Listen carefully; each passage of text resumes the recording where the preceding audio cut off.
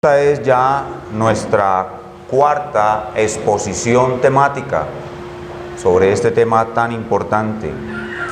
Esta sabiduría del bien y el mal, hemos dicho que es esencial para la madurez del cristiano. De hecho, el cristiano maduro se describe como teniendo discernimiento, teniendo sus sentidos ejercitados en el discernimiento del bien y el mal. Y esta sabiduría es absolutamente necesaria para tener algo de lo cual carece la mayoría de la iglesia de Jesucristo, que es una mente preparada para la aflicción. La Biblia nos advierte frecuentemente que vamos a tener aflicciones, pero cuando vienen las aflicciones no estamos preparados y no reaccionamos correctamente. Caemos en angustia, algunos hermanos cristianos caen en depresión, caen en una reacción inadecuada que el mismo libro, la misma epístola a los Hebreos describe como manos caídas y rodillas paralizadas. Los cristianos no tenemos una mente preparada para la aflicción y cuando nos viene el mal, reaccionamos mal. En vez de tener la paz que sobrepasa el entendimiento humano para glorificar a nuestro Señor en esos momentos difíciles, aún los inconversos resisten mejor la tentación, las pruebas, la aflicción, el mal que nosotros. Eso es una vergüenza para el cristianismo bíblico y eso debe ser corregido. Y la enseñanza de la sabiduría del bien y el mal corrige ese problema, porque le da al cristiano una renovación total de su mente. Cuando la mente está renovada, la reacción es diferente, los sentimientos son diferentes, el miedo puede ser vencido, la ansiedad puede ser vencida, la depresión puede ser vencida. El cristiano no tiene que volver a sus viejos pecados. Puede seguir adelante confiando en Dios, aunque la vida duela. Esa es la sabiduría del bien y el mal, y esa es su importancia. Y lo que hemos visto hasta ahora, en esta exposición temática, son 6 principios fundamentales que usted debe traer a su mente una y otra vez. Hermano, esto no va a servirte si tan solo lo escuchas una vez. Debes repetírtelo a ti mismo durante la vida ordinaria y obviamente mucho más durante el tiempo de aflicción. ¿Cuáles son esos 6 principios que ya hemos visto? Primero, Dios solo puede crear y hacer el bien.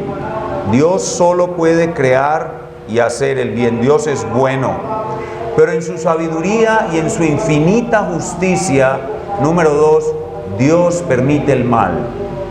Dios ha permitido el mal y debemos alabar con frecuencia en nuestros corazones y orar con acción de gracias diciéndole al Señor: gracias por haber permitido el mal en el mundo, es la cosa más grande que has podido hacer para autoglorificarte. Eso es una mente renovada, es una mente que tiene la sabiduría del bien y del mal. Yo le aseguro que usted no hace eso nunca y por eso es que le va tan mal cuando Dios lo aflige. Tercero, Dios promete destruir el mal. La promesa de que un hijo de Eva herirá la serpiente en la cabeza es la promesa de que Dios va a destruir para siempre el mal en los suyos y del mundo para siempre. Cuarto, Dios permite la coexistencia temporal entre el bien y el mal. En este mundo siempre habrá una coexistencia temporal entre el bien y el mal. En este mundo, en su familia, en su matrimonio, en su vida, en su iglesia, siempre van a coexistir el bien y el mal. Ese es el número 4. Número 5, Dios controla exhaustivamente todo mal. Si cuando nos viene el mal, nosotros pensamos que es Satanás quien nos está haciendo el mal, estamos perdidos. No vamos a tener una reacción correcta. Satanás es un agente del mal. Satanás es usado por Dios. Satanás es un siervo de Dios. Pero Satanás no es quien está detrás del mal que a mí me viene. Detrás del mal que a mí me viene está Dios. Si yo no creo eso, no voy a poder tener una buena reacción. Y finalmente el número 6 que vimos la semana pasada. Dios tiene propósitos buenos con el mal que Él envía a su pueblo. Y vimos 6 o 7, 8 tal vez, propósitos buenos que deben llenar nuestra mente y deben salir en la mente de nuevo, deben flotar en la mente de nuevo cuando viene el mal, cuando viene la aflicción. Nosotros debemos recordar esos propósitos. Son todos buenos, son todos maravillosos, son todos gloriosos. 6 principios hasta ahora. Hoy vamos a añadir un 7º, y yo diría que este es el más importante. Vamos a añadir un 7º principio. Recuerden, todo esto es para renovar nuestra mente. Con una mente renovada vamos a tener la práctica de la autopredicación. La autopredicación es el acto por medio del cual el cristiano se predica a sí mismo el evangelio cuando está en aflicción. Si no practicamos la autopredicación, caeremos en manos caídas y rodillas paralizadas. Esta autopredicación es lo único que combate la amnesia selectiva que al cristiano le viene en la aflicción. Cuando a usted le viene la aflicción, a usted no se le olvida que tiene que pagar la cuenta de los servicios. A usted le dicen el lunes en la mañana que su mamá tiene cáncer y le da una punzada muy horrible en el corazón. Yo ya viví eso. Y a las 2 de la tarde tengo que pagar los servicios porque se me vencen, y no se me olvida que debo pagar los servicios a las 2 de la tarde, pero se me olvida que la Biblia dice que Cristo murió para que la muerte de mi mamá obre para mi bien. Y sufro una amnesia selectiva y no puedo tener paz. No puedo tener alegría cuando la Biblia me dice que yo debo tener las dos cosas. Es imposible no estar triste cuando le dicen que su mamá tiene cáncer de páncreas. Pero la Biblia le ordena estar triste, pero a la vez estar alegre, porque Cristo murió para que la muerte de su mamá obre para su bien, para gloria del nombre de Cristo y avance de su reino. Tened por sumo gozo cuando os halléis en diversas pruebas, sabiendo que la prueba de vuestra fe produce paciencia. Mas tenga la paciencia su obra completa en vosotros, para que seáis perfectos y cabales, sin que os falte cosa alguna. La alegría viene del hecho de que al vivir la muerte de mi mamá, voy a ser más cercano a la imagen de Cristo. Pero no, eso se me olvida. Pero pagar la cuenta de los servicios, eso sí no se me olvida. Amnesia selectiva. Eso es lo que tenemos que combatir. 7º principio de la sabiduría del bien y el mal. Mucha atención. Dios administra con una paradoja la sabiduría del bien y el mal. Dios administra con una paradoja la sabiduría del bien y el mal. Y hoy la palabra clave es paradoja. ¿Qué es una paradoja? Una paradoja es una frase corta que cuando la miramos a simple vista parece contradictoria, pero cuando la analizamos profundamente y entendemos verdaderamente que hay sabiduría, altísima sabiduría de Dios compactada en esa pequeña frase, nos impacta de tal manera que no la olvidamos nunca. Eso es una paradoja. Es el mejor método de aprendizaje, el mejor método mnemotécnico que existe, la paradoja. La Biblia nos enseña por paradojas. El que intente salvar su vida, complete la paradoja. Mas el que la pierda por causa de mí y el evangelio. ¿Ven que ustedes saben todas las paradojas de la Biblia? Cuando soy débil. Esas dos son dos ejemplos de lo que es una paradoja.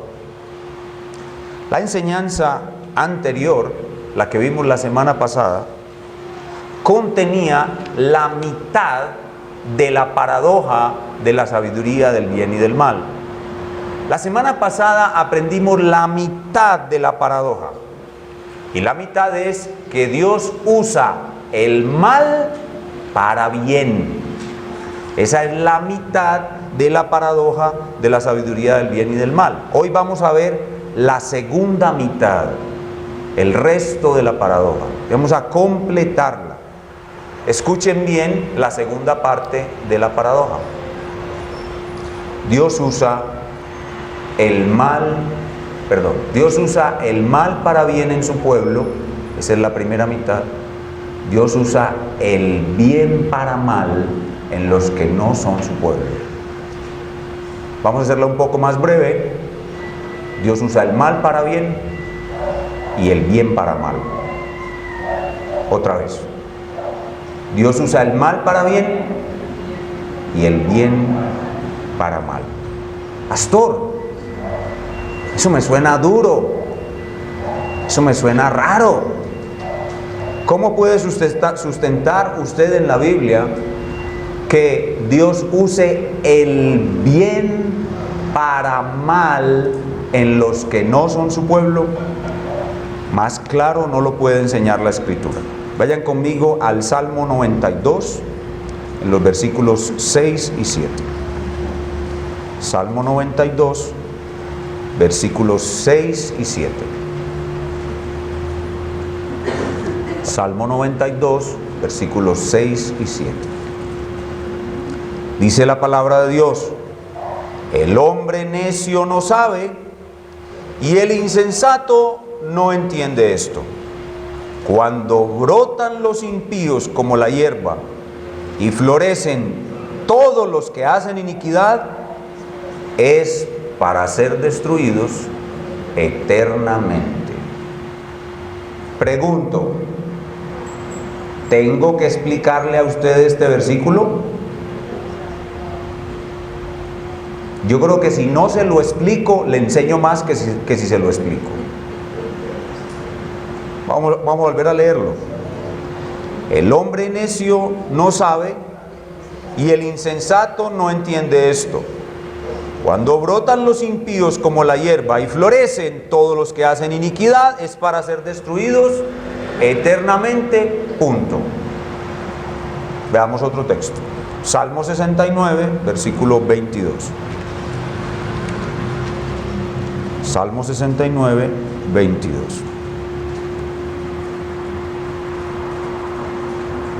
Salmo 69, 22. Dice la palabra del Dios Trino: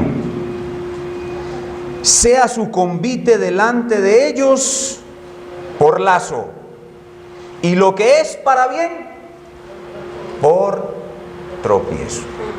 Sea su alegría, convite es alegría, convite es fiesta, convite es felicidad, convite es aquello que al hombre sin Cristo le sabe y le parece bueno. Ese convite sea por lazo, trampa, caída, destrucción. Y lo que es para bien, por escándalo, tropiezo o destrucción. Más claro no canta un gallo. Ahora, hay excepciones a este principio, porque Dios en algunas ocasiones usa en los impíos el bien para bien. Vean conmigo Romanos capítulo 2, versículo 4. Romanos 2, 4. Romanos capítulo 2, versículo 4. Dice el apóstol: ¿o menosprecias las riquezas de su benignidad, paciencia y longanimidad, ignorando que su benignidad te guía al arrepentimiento? Eso significa que Dios usa en algunas ocasiones las cosas buenas que Él le da a los impíos para conducirlos al arrepentimiento. Unas veces usa en los impíos el bien para mal y otras veces usa en los impíos el bien para bien. No sabemos cómo Él va a obrar, pero Él usa el bien en el impío con un doble propósito.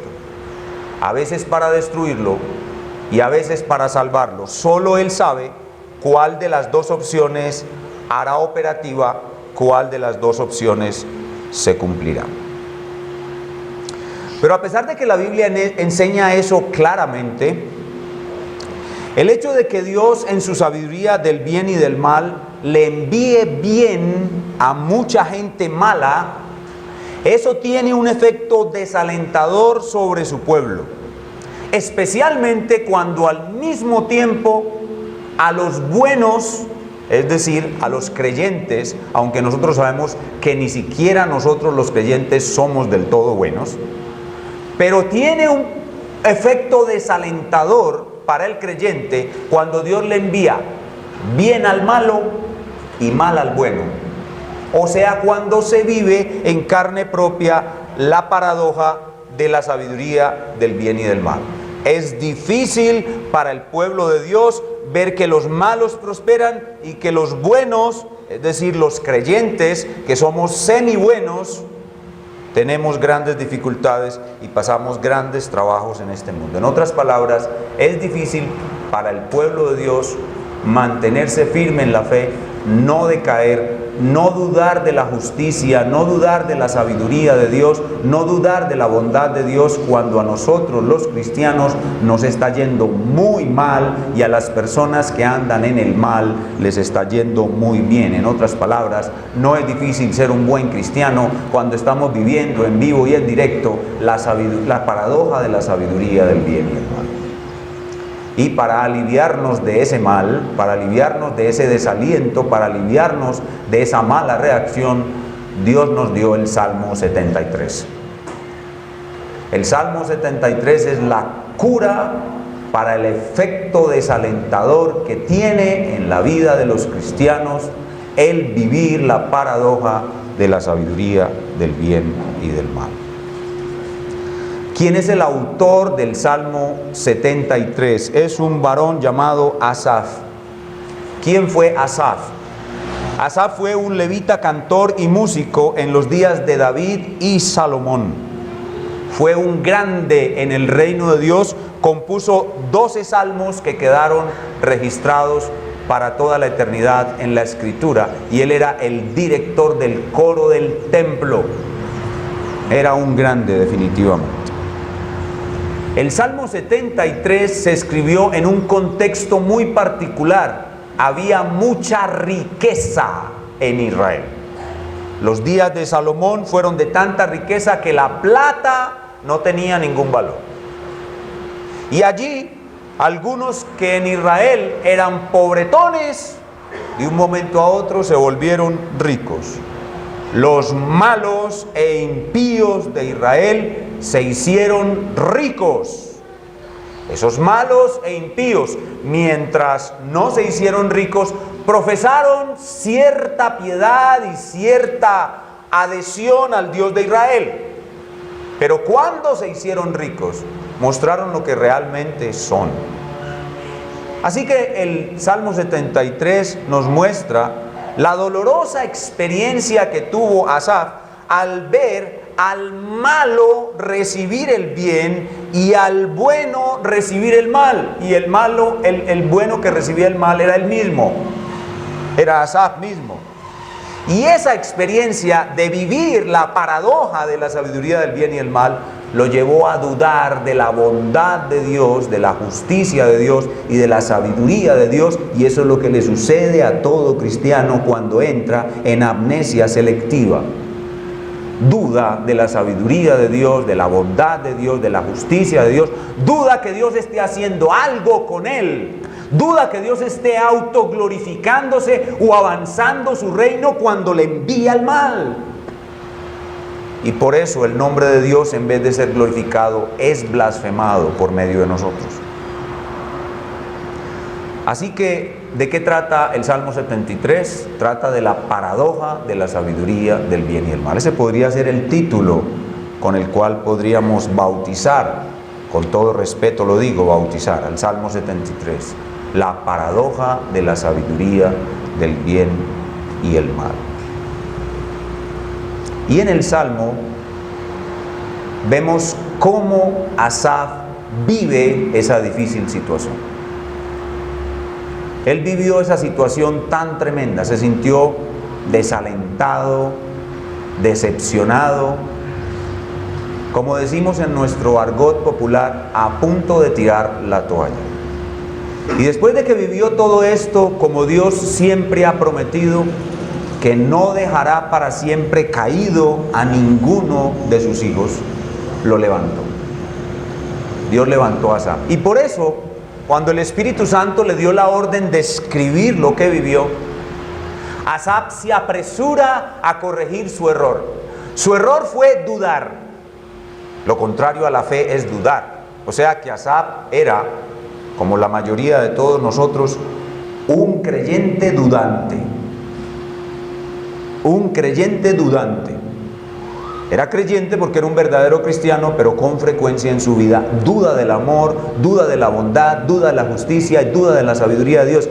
Por eso cuando comienza a escribir su salmo, él se apresura a corregir su duda. Y dice en el verso 1, ciertamente, y ese ciertamente es algo con mucha fuerza, ciertamente, lo aseguro, es bueno. Miren, es bueno, no como yo dudé. No, lo que yo dudé, mi duda es una infamia. Dudar de la bondad de Dios es una infamia. Ciertamente es bueno Dios, mi Dios, Jehová, el Dios de mi pacto, es bueno para con Israel. Pero, ¿quién es Israel? Y él termina diciendo en esa primera frase, para con los limpios de corazón. No todos los que dicen ser israelitas son israelitas. Ni por ser nacidos de Abraham son todos hijos. No los que son circuncidados son Israel, son aquellos a quienes Dios les ha limpiado el corazón con la circuncisión del corazón, la regeneración que es la obra hecha por Dios en el corazón. Israel no es Israel. Israel es aquel que conoce a Cristo, ha sido justificado y salvado. Con ellos es bueno Dios. Israel no es Israel. Hay un nuevo Israel. Nosotros somos ese nuevo Israel. No la circuncisión hecha en la carne. No, la circuncisión del corazón. Nosotros somos ese verdadero Israel. Y Dios es bueno para con nosotros. Y es injusto dudar de su bondad. Es malo dudar de su bondad. Pero cuando viene el mal, como no tenemos una mente preparada para la aflicción, dudamos de su bondad. Y luego nos tenemos que arrepentir como este salmista. Yo me imagino que este salmista tenía muchas cosas que decir. Miren, se gastó 28 versículos. Pero estaba tan arrepentido, tan dolido, le había dolido tanto dudar de la bondad de Dios, que eso fue lo primero que escribió. Ciertamente Dios es bueno para con Israel. Y ahora sí, nos cuenta lo que vivió. Nos cuenta cuál fue el problema. Verso 2. En cuanto a mí, casi se deslizaron mis pies. Mire, amnesia selectiva. Casi abandono el ser cristiano. Por poco resbalaron mis pasos. Casi me vuelvo a mi vieja vida de pecado. ¿Por qué, Asaf? ¿Qué fue lo que te hizo pegar ese bajón tan tremendo, ese retroceso tan tremendo, Asaf? ¿Qué te pasó? Y aquí él confiesa su pecado. Porque tuve envidia de los arrogantes, viendo que la prosperidad de los impíos, viendo que la paradoja de la sabiduría del bien y del mal. ¿Dónde está la paradoja? La paradoja es que Asaf, siendo un santo de Dios, estaba comiendo arroz con huevo y banano. Y los demás, filet mignon, Gordon Bleu. Asaf estaba viviendo en un ranchito de caña brava con techo de paja, sin servicios públicos, acosado por pagar las deudas. Y los que eran narcotraficantes, asesinos, ladrones, adúlteros, fornicarios, hasta las rameras vivían mejor que Asaf. La paradoja de la sabiduría del bien y el mal. Pregunto, ¿se ha exterminado la paradoja de la sabiduría del bien y el mal sobre la faz de la tierra después de los días de Asaf? Eso es lo que vivimos todos los días. Continúa diciendo Asaf, verso 4. Porque no tienen congojas por su muerte, pues su vigor está entero. Para acabar de ajustar, mueren bien y están más aliviados que yo. 5, no pasan trabajos como los otros mortales, ni son azotados como los demás hombres. Por tanto, la soberbia los corona. Para acabar de ajustar, vienen y me humillan en mi propia cara. La soberbia los corona, se cubren de vestido de violencia, y fuera de eso, teniendo riquezas, hacen mal y despojan a los pobres de lo poquito que tienen. Los ojos se les saltan de gordura. Cuidado con la gordura. Logran con creces los antojos del corazón. Se mofan y hablan con maldad, de hacen violencia. No solamente me humillan, dice Asaf, sino que vienen y se burlan de mí y de mi Dios en mi propia cara. Verso 9, ponen su boca contra el cielo, hablan contra mi Dios, y su lengua pasea la tierra. Versículo 11. Y dicen, ¿cómo sabe Dios? Y hay conocimiento del Altísimo. He aquí, estos impíos, sin ser turbados del mundo, alcanzaron riquezas. Verdaderamente, ahí viene la sabiduría. Aquí viene la paradoja del bien, la sabiduría del bien y del mal. Verso 3. Verdaderamente en vano he limpiado mi corazón y he lavado mis manos en inocencia, pues he sido azotado todo el día y castigado todas las mañanas. La conclusión de Asaf es: ser cristiano no paga. Esa es la conclusión. Me hicieron reír estos hermanos. Muchos cristianos han llegado a esa conclusión. Ser cristiano no paga. En cambio, el que le hace vueltas a la mafia, con solo llevar en un carrito 2 kilitos, se gana 200 millones. Y yo, para ganarme 200 millones no me los ganaré ni trabajando toda mi vida. Ser cristiano no paga. Especialmente aquí en los versículos 13 y 14 se ve la paradoja. Pero ¿por qué esta paradoja nos afecta tanto?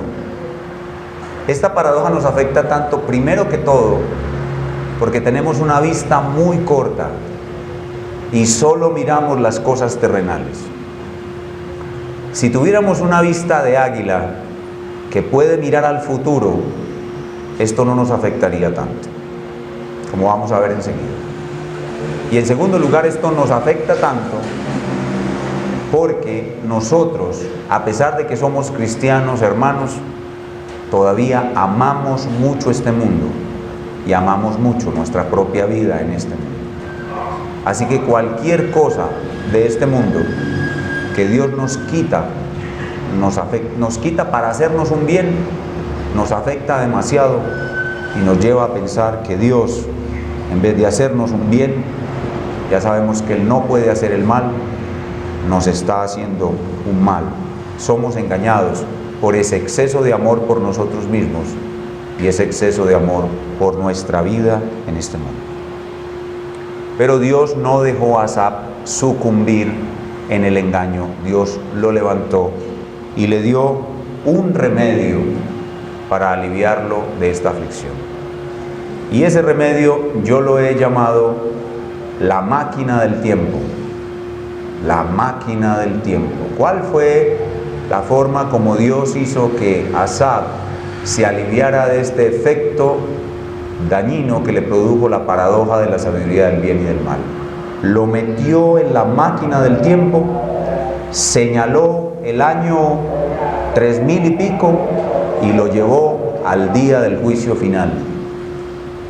Y ahí, cuando vio el destino final de los impíos y lo comparó con el destino final de él, entonces se le quitó el berrinche. Volvió en razón, volvió en cordura y adoró y bendijo a Dios, y ese día la guapanela con arroz, huevo y banano le supo a gloria. Volvió a ser un hombre de fe. Y eso es lo que nos relata el texto en el verso 17. Leamos desde el 16. Cuando pensé para saber esto, es decir, ¿por qué Dios le hace bien al malo y al bueno le hace mal? Fue duro trabajo para mí. O sea, esto me cargó, me destruyó. Ya dije atrás que casi me hace volver al pecado. Hasta que, entrando en el santuario de Dios, me montó el Señor en la máquina del tiempo y comprendí el fin de ellos. Ahí está. Ciertamente, ahora mire este ciertamente y compárelo con el ciertamente del versículo 1. Es tan seguro que Dios es bueno como tan seguro que Dios va a destruir a los malos. Ciertamente los has puesto en deslizaderos. Y estos no son los deslizaderos en los que se tiran los niños. Este es el deslizadero que conduce a la boca del infierno. En asolamientos los harás caer. Esto es como vivir en un desierto para siempre, atormentado del sol, del calor, de la sed y de toda clase de males. ¿Cómo han sido asolados? De repente. Es decir, el hombre malo que tiene mucha prosperidad lo perderá todo e irá al infierno de repente. Perecieron, se consumieron de terrores, y esos terrores los acompañarán para siempre. Como sueño del que despierta, así, Señor, cuando despertares, menospreciarás su apariencia. ¿Cuál fue la solución para esta amnesia selectiva? La máquina del tiempo. Y aquí vemos entonces dos cosas muy importantes que no podemos olvidar y que nos sirven a manera de aplicación. Hermanos, ¿a dónde fue Asaf cuando estaba tan afectado de esta amnesia selectiva? ¿Dónde fue que encontró la máquina del tiempo? En el santuario. Es decir, pónganme cuidado, que ese domingo en la mañana Asaf se levantó de mal genio y lo primero que dijo es: no quiero ir a la iglesia. Pero fue.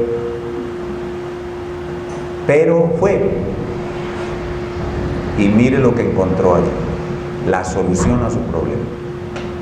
Enseñanza aplicativa número 1: aunque sea a regañadientes, dolido, resentido, amargado, turbado, confuso y pelao, sin pagar los pasajes, hay que venir a la iglesia. Amén.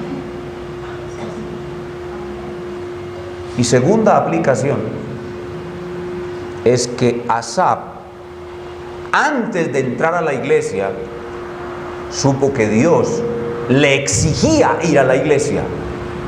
¿Cómo logró ir a la iglesia a pesar de que no quería? Él se recordó a sí mismo que eso es un mandato de Dios. Así que lo que hizo Asaf fue autopredicarse el mandato de Dios y obedecerlo de mala gana. Y aún así, Dios lo bendijo. Conclusión: la máquina del tiempo, no faltes aquí nunca y predícate a ti mismo la palabra de Dios y tendrás más del 50% de tus males solucionados. Pero las cosas no pararon ahí. Después de que Asaf vivió esta dolorosa experiencia, experimentó una transformación increíble, lo cual muestra que la dolorosa experiencia de haberlo dejado caer, abatido por la paradoja de la sabiduría del bien y del mal, terminó haciéndole un bien tan grande que Asaf ni siquiera se lo esperaba.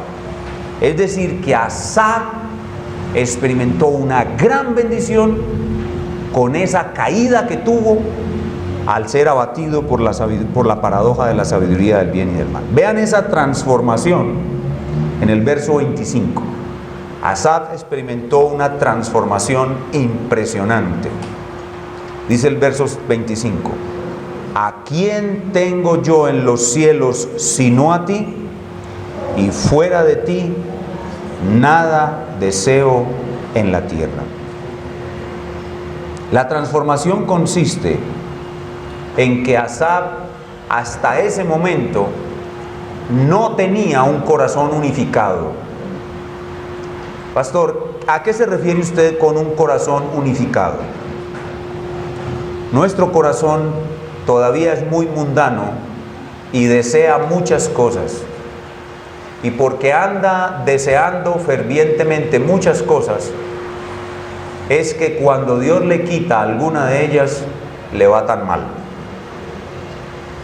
Pero hasta esta experiencia, Asaf tuvo un corazón, digámoslo así, con muchos deseos que lo dominaban. Pero después de esta experiencia, Asaf tuvo un corazón que deseaba una sola cosa. ¿A quién tengo yo en los cielos sino a ti? Y fuera de ti, eso es lo que yo llamo un corazón unificado. Fuera de ti, nada deseo en la tierra. Y miren el versículo siguiente: mi carne y mi corazón desfallecen, mas la roca de mi corazón y mi porción es Dios para siempre. Y mire el versículo 28: pero en cuanto a mí, el acercarme a Dios es el bien. En cuanto a mí, de aquí en adelante tendré un corazón unificado, y en cuanto a mí, todas las cosas que me acerquen a Dios, así sea el mal, serán bien para mí. Eso es una mente preparada para la aflicción, una mente totalmente renovada. Cuando nosotros tengamos esa mente, nunca más seremos vencidos por ninguna aflicción, y para eso Dios nos dejó este salmo. Pero cuando estudiamos un salmo, siempre tenemos que hacernos esta pregunta: ¿dónde está Cristo en este salmo? Cristo es como Asaf, un cantor, pero Cristo es el cantor de los cantores.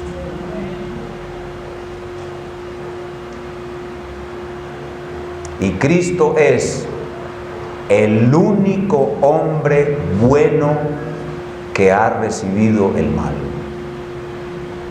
De resto, los otros que somos cristianos no podemos decir que somos un hombre bueno recibiendo el mal.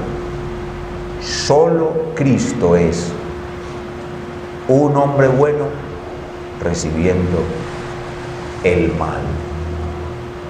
Los demás somos hombres malos y semimalos recibiendo el mal. Pero Él es el único hombre bueno recibiendo el mal.